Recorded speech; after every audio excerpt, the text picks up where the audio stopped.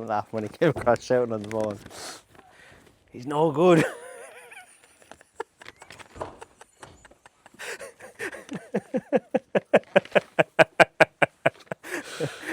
Oh, fuck. Dec, thanks very much for having me this morning. Good to be back down here just outside Dungarvan. It's been a while since I was down, and in that time things have just got better and better for you. Training a lot of winners on the track last season, enjoying your best season with 25 winners, just short of $500,000 in prize money, and this year started off brilliantly. 13 winners on the board already. You must be delighted. Yeah, things have gone very well, to be fair. The yard has just grown and grown in strength. We've a lot of good horses and good owners in our hands, and we didn't have a lot of summer horses, but any of the summer horses we had won, and we've a great team of horses now for the winter. Looking forward to heading into the winter with the ground getting softer and the better horses coming out. You couldn't have asked for a better week that you've had down in Listowel at the Harvest Festival, starting on Wednesday with I'll Sort That, son of Sand Mason. He was very impressive when he won 2 bumpers and made the perfect start over hurdles. Well, I suppose he had a hurdle run as his first run, but he's made the perfect start for the season with a front running ride under yourself. Yeah, he's a fine big flaking horse by Sand Mason. He's around 17 hands. He works like a very good horse. He showed lots of potential in bumpers last year. His form is very, very good, and look, we were expecting big things out of him the other day. He was heavily backed, and he did the job nicely. He bucked out and made all, and he clocked a very fast time, and we were delighted. It was great. Is that always the plan, just to jump out and just kick on?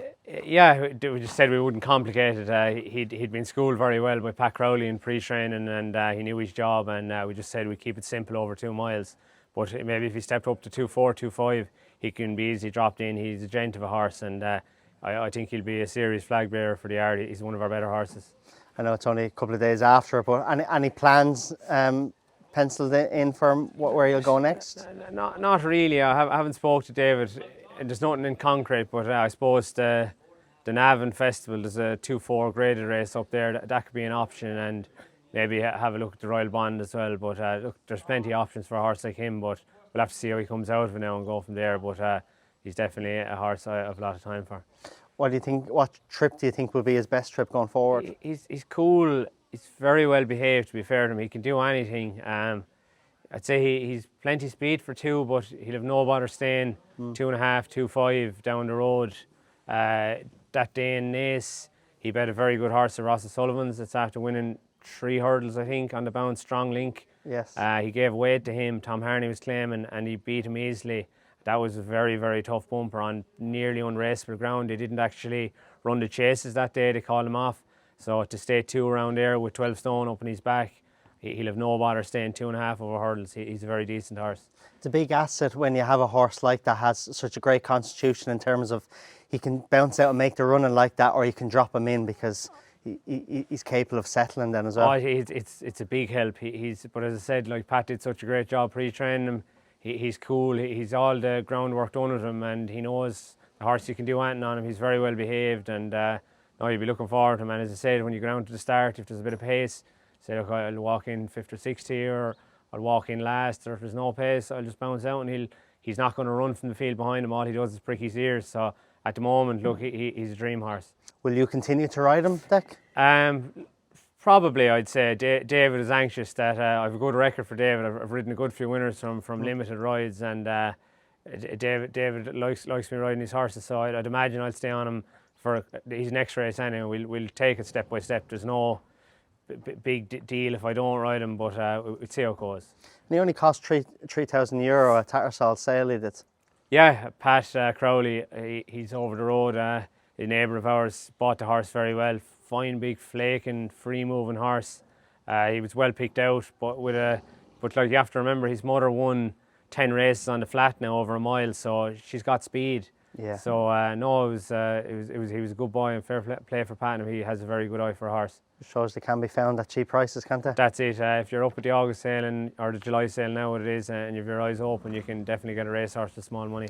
Yesterday, then we seen that beautiful mare, Carrickmorna Spruce. Daughter of Diamond Boy. She was unbelievable last season, winning 3 bumpers and just touched off in a couple. Couldn't couldn't have asked for a better start, and Mike Queally got on really well with her as well. Yeah, Mike Queally has recently turned professional for us. He's basing himself here in the yard. He's in with us 3 days a week, and no, look, she's a high class mare.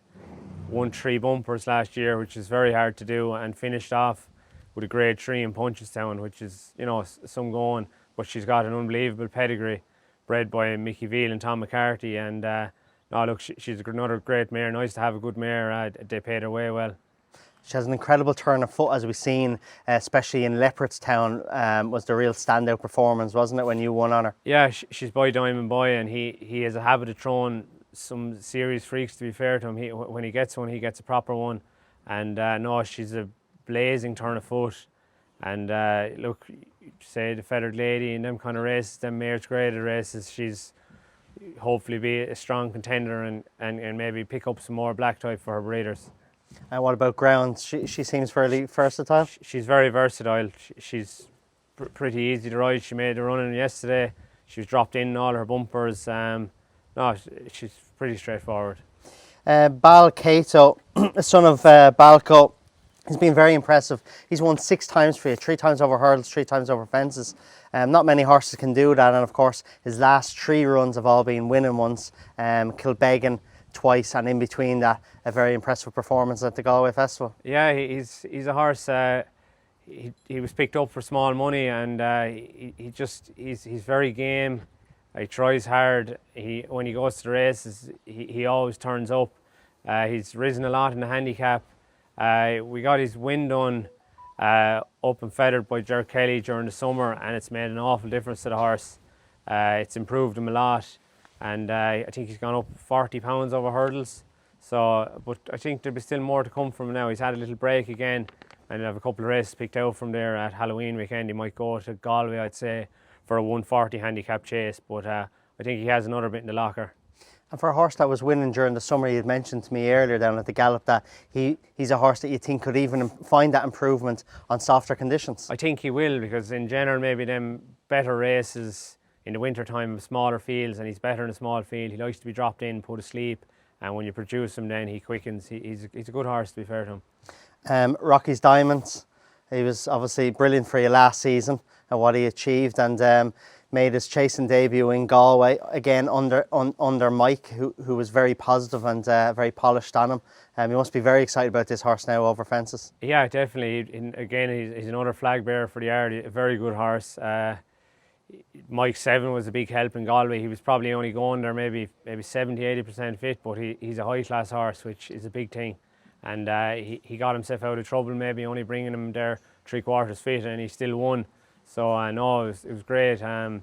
Sure, when we have that beginner's chase out of the way now, we'll be making the plans. Maybe, I'm not 100% sure, maybe the Drinmore or the Florida Pearl, maybe races like that. But look, he's rated 154 over hurdles, so you're looking at jumping straight into deep end over fences, because he's going to have a similar rate over fences. So he'll have to go at that level, and that'll be it. But he should be able to manage. He was able to manage over hurdles. He's a magnificent jumper, so hopefully he'll be able to hold his own at that grade over fences. That was the one thing that really stood out that day in Galway, of how good he is to jump, wasn't it? Yeah, I know he seems to have a lot of respect for a fence, and to be fair to Mike now, he's coming in 3 days a week, and it makes a big difference. He's netting with all the horses, and he knows their capabilities jumping, so when he knows how they jump, he can see strides on him, and he got some brilliant jumps out of him in Galway. It was a big thing, and we'll see, he could possibly hold a ride in him in a graded race now as well.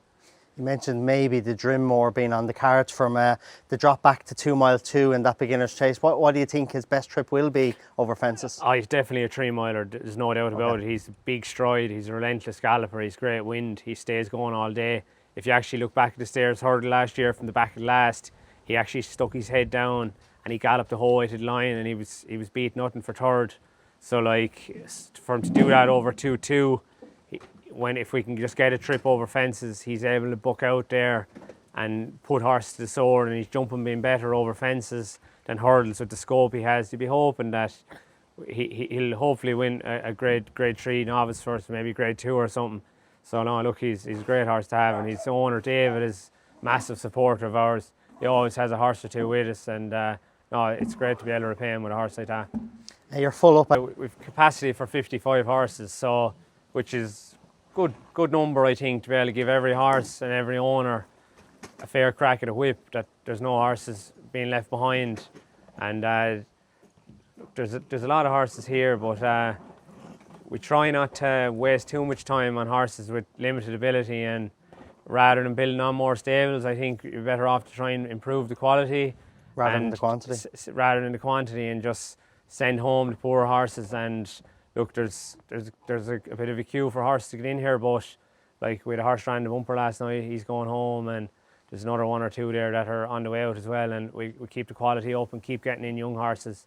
But there's a lot of nice 3-year-olds there now.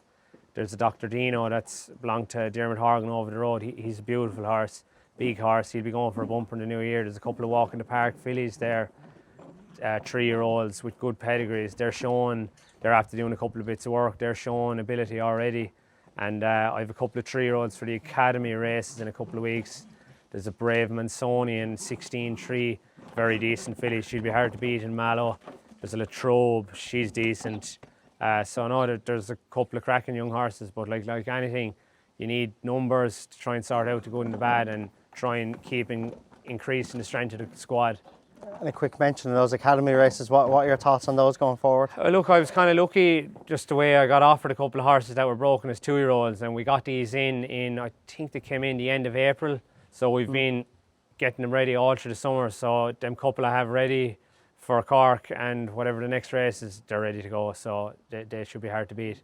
Okay, good. And I see you have a mare who runs in the bumper in Roscommon on Monday called Shady's Lady. She was second to switch from Diesel. Obviously a very impressive bumper winner on a couple of occasions for Ross O'Sullivan last season. She should take a lot of beating. Yeah, she should take a lot of beating on Monday. She's belonged to one of our say oldest owner. He's with us for years, Neely Manny. He's been with us all along, and she's a lovely mare. She's kind of a funny profile. I think she's 7, but she her running ace, she shows a lot. She'd won a couple of schooling hurdles.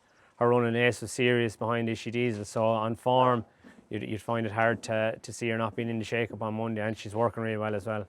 From having more point-to-pointers than track horses, you've really made that switch and transition to being a track trainer now over the last 2 seasons, haven't you? That's it. The selling game was starting to dry up, and look, you can see why fellas maybe didn't want to buy off us. The horses are done to a high standard here, and our horses are all flying on the track. And no, it's gone very well, and we've got new owners ringing to buy horses, and say fellas with orders maybe to spend 30-40 grand. But if they ring me like that, I don't jump into it. I study form, studied all the point of points, and try and root out that right horse for handy-ish money. I know it's still a lot of money, but in horse terms, it's still small enough money. But if you could get a decent one for 30 or 40, you'll keep the owner happy. And a big thing for you, as you'd mentioned in a way earlier, was just having horses here for the sake of it, for training fees. It isn't something that interests you at all. No, it doesn't. I prefer just to keep it at the 50 mark and try and have as many. We have 10, 12 good horses here now at the moment, and then you've all the younger ones coming through trying to sort them out. So just try and keep the quality up, and look, everyone works hard. My brother is after moving back here now. He's working with us. My father is always here the whole time feeding and doing the gallop and that. He never stops working. So everyone, my mother with the passports, everyone puts in a good effort, and it's all worthwhile. The lads in the yard as well all work hard. So that's the main thing, and just do what we can for the owners to get the best results we can. It's very important for obviously every yards to run well, but it's something that you've always pointed out to me over the last few years, talking to each other plenty of point to points, and that is such a strong team of staff that you have here. Yeah, no, like myself and Dylan go galloping most mornings down to Cormore. We usually bring down 8 to the gallop in Portlaw, and we've a lot of success at keeping the horses sound, the horse coming back from being broke down. It's a great gallop, and look, he's blunt, and maybe sometimes I can be a bit blunt, maybe the horses being no good, but look, if they're no good, they're no good. What can you do? No point making excuses. You're better, no point making excuses, and you just stop the bleeding for an owner, and if they go away, they might be a bit disappointed, but look, they'll ring back in a couple of months and say, look, we'll go again, and I think that's the best way of doing it. Before I let you go, Declan, I know you mentioned plenty of those younger horses that you have. If there's one horse that's a real standout that we might see in a bumper in the season, what's a name that we could keep an eye out for? The Dr. Dina horse belongs to Dermot Horgan. That I seen Dylan on earlier. Yeah, or Connor was on him. He's shown a lot already. We'll be kind of thinking about maybe the 4-year-old Bumper and Gorn. He's after doing a couple of bits of work. He's a nice horse. Dec, thanks very much for having me, and very best of luck for the rest of the season, and keep up the continued success. Thank you. Thanks very much.